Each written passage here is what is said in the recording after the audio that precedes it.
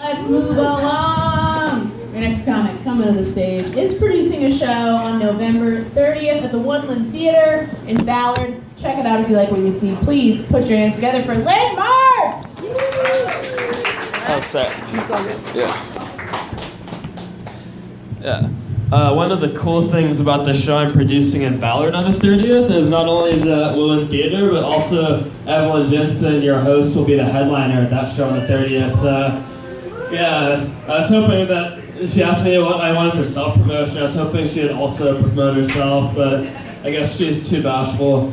Anyway, so, yeah, one thing that was interesting in my life recently is that yesterday I was having breakfast with 5 women and a non-binary person. I was looking forward to the breakfast also because I was thinking, oh cool, I'll get to like practice some of my stand-up and stuff a little bit. So it's like, I wasn't eating breakfast with them because any of them was my partner or anything. It's just because those women and the non-binary person think I'm really funny. So like I was talking to them, I was saying like, one of the things I plan on mentioning tomorrow when I perform, I was saying that, how did you guys, oh yeah, so I was saying, the way that the premise starts out is, don't you ever meet some women and you just wish they were gay when you meet them? And then before I got to the next part of them, like all of them were like, oh, samesies, and like this, like I was like, oh no, like I'm not gonna get through this one. But the rest of it goes after that. Like sometimes I've met women and like they mentioned all sorts of men that were so awful to them, like one after another after another. I just think, wow, I just wish she was gay. Since like I do have gay friends who like, they also complain that they had awful women in their life, but I feel like maybe it'd be sort of a lesser evil to just have a string of awful women than awful men, because like, it just seems scarier to me, I guess, to have a series like that. Yeah, they didn't laugh at that one either. Yeah, so let's keep moving on. I luckily brought some paper up here so I can try to remember some of my stuff. I do not have a good memory. That's why, like, the person who's the producer, like, she's saying, oh, you don't have to stamp people, you can remember them. I'm like, no, I didn't tell her this, but, like, no, I can't really remember faces. Like, let's see. There we go. Oh, yeah, so some bit of somewhat controversial stuff or whatever, but here we go. So, one thing that's interesting is that there have been 4 occasions in my life where a white man has told me, oh, white girls must be easy for you because you're black. And I find it a very interesting thing to say, and I tried to figure out in my mind like why they might have gotten confused in that way. And I was thinking like, it sort of does make sense, since there's this thing like, most of the vegans and animal rights people I've met were white women, and a lot of black men call each other dog, so I think I understand how they got confused. And I think it too, like I think part of it is they think that, oh, like the more fucked up shit happens to people of your demographic, the better things get for you. Like I think like maybe they think like, oh, like if your people endured slavery or something, maybe people are just giving like sympathy blowjobs or something. I think that's like the way like those white guys see it, I guess. But it's totally not what happens. No one's like, oh wow, so much bad stuff happened to you, I'm so sorry. Like I really like, that would be a bad thing, but like, to be honest though, I feel like it would be really cool if you could like look at someone and just by their ethnicity know that they're possibly attracted to you or something. That would be like a super cool superpower or whatever, to like look at someone and actually know, which, yeah, let's see. Oh, so another thing that I find fascinating of it is that I performed in Canada twice this year. I went up there in August and also in October. And when I was going across the border the first time, the guy seemed pretty suspicious of me, and he asked to see my phone. And he was like, you see what had happened is that like I said I was gonna stay with my friend Sam. And so like he says, well, may I see that conversation with your friend Sam? So he like goes through 3 months of back and forth, and is asking me specifically questions about the conversation, and then he gets to like the more recent stuff, and he's like, oh, I see you're performing tomorrow, what's this about? And I was saying like, oh, I'm just gonna be telling jokes, and he was like, what do you mean tell jokes? So I was like, oh no, I'm really screwed at this point, because like, I don't know, have any of you ever like crossed the border while black?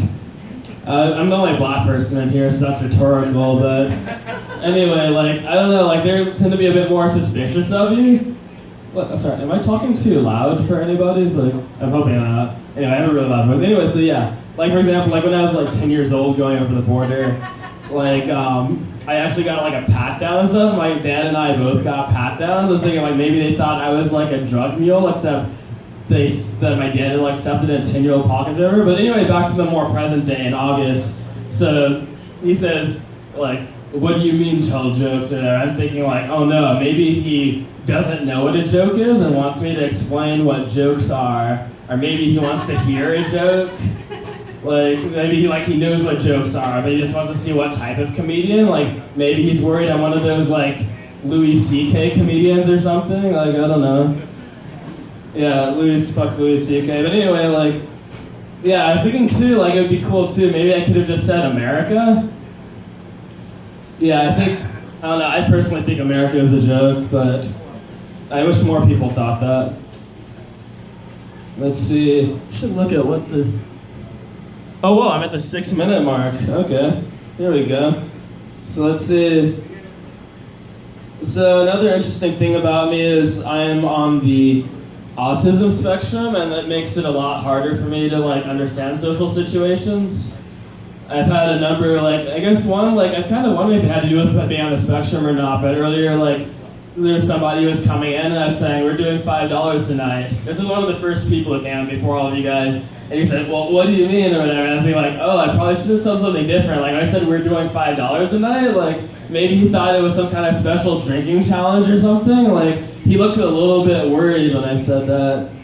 Like, I said, other examples too. Like, one time, some friends of mine introduced me to some tourists, and I was showing them around the city. And at one point, while we were looking at the lights of Seattle while standing at this really nice viewpoint, one of them was a woman, and she, like, turned my head over to her, and she was looking into my eyes and smiling, and I just laughed and turned away.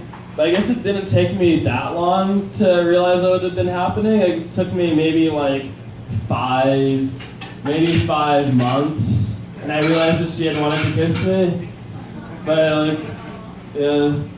But I feel like there are, like, positive things about being on the spectrum. Like, sometimes you just want to tell someone something you're really excited about. Like, tell them about a puppy you saw that wiggled so much it got stuck between some couch cushions. But there are things you're supposed to know about a person before you tell them something like that. Like, you should maybe know their name first.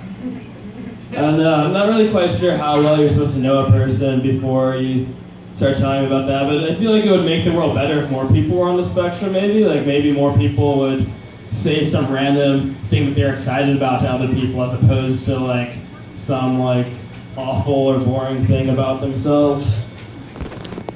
Let's see. So we have 2 minutes left. I'm gonna try to do a really short thing where I'm gonna battle rap against myself. This will be 2 characters that I've only done twice before. This will be a chandelier versus a whale. Let's see. I am a chandelier, and you shall not come near. I, a mighty whale, shall make you bow beneath my swell. Beneath these waves, no, your soul shall not be saved. Dear whale, I shall drink you under the table, for you have never had a beer, unlike me, a chandelier. I don't know about that chandelier, my dear. Why are you down on the floor with a jacket over you? I am low to the ground, so I may be nearer to you and this ocean of lies in which you live and I you despise. Well, you cannot take me, you cannot defeat me, for I am free to swim the waters, and I shall not falter. I shall swallow you whole, whale, and I shall not fail. Why would you swallow me? That sounds like a good thing. That didn't even rhyme. Are you even putting in the time?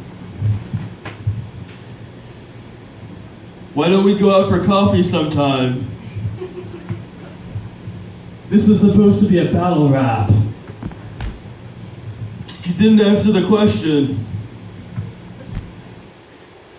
Sure, let's go out for drinks sometime. I don't know. I've never done that one before. It's completely improvised, so normally I have more rhyming and stuff, but I'm gonna leave it at that. I hope you guys have a great evening. Yeah, sure, thank you. Hey, thanks everybody! All you companies